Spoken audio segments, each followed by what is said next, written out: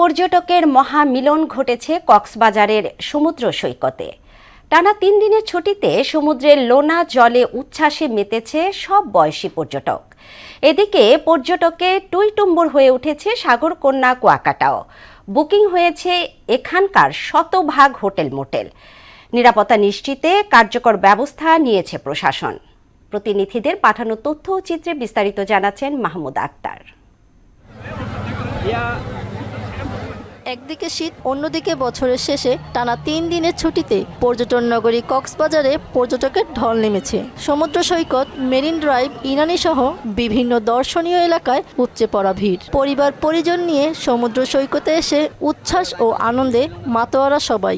আমরা এখানে 3 দিনের ছুটিতে আসছি, ঢাকা থেকে আসছি। এখানে কক্সবাজারে এসে আমার অনেক ভালো লাগতেছে, অনেক মজা করতেছে, এটা দেখে অনেক ভালো লাগতেছে। এখানে এসে আমি অনেক এক্সাইটেড। আমি আমার লাইফে ফার্স্ট টাইম এখানে আসছি, অনেক মজা হচ্ছে, ভালো লাগছে। অনেক ভালো লাগছে।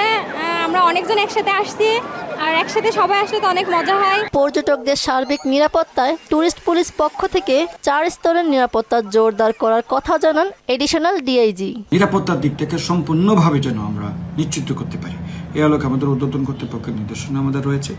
আমরা প্রায় 4 স্তর বিশিষ্ট আমরা নিরাপত্তা এবার বেষ্টনী করব। এদিকে পর্যটকের টইটম্বুর হয়ে উঠেছে সাগরকন্যা কুয়াকাটা। বাড়তি পর্যটকের আগমনে বুকিং হয়েছে শতভাগ হোটেল মোটেল। এতে খুশি ব্যবসায়ীরা। আগত পর্যটকদের সব ধরনের নিরাপত্তা নিশ্চিত সহ কুয়াকাটার গুরুত্বপূর্ণ পয়েন্টগুলোতে সব সময় তৎপর রয়েছে ট্যুরিস্ট পুলিশ।